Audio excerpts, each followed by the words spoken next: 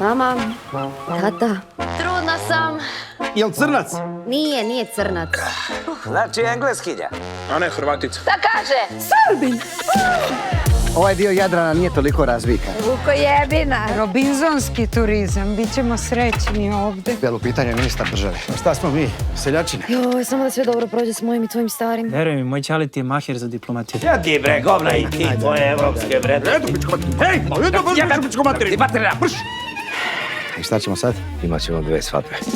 Pravoslavnu. Ti si Ana nevina. Da. I katoličku. Ovo? To ne. Ja to nemam u budžetu. Pa na čemu da je isprosim? Koje darove nam nosiš, gostu srca čista? Celu zemlju Srbiju. Koja će nam to kurac? Budimire, šta je ovo? Rekli ste gazda za 5 eura. Strašno. Težak život, kuje! Ovo vam je isto neki rod. Nije, hvala Bogu. Majka ti opet pije! Gdje da idem? Izgleda da će da rodi!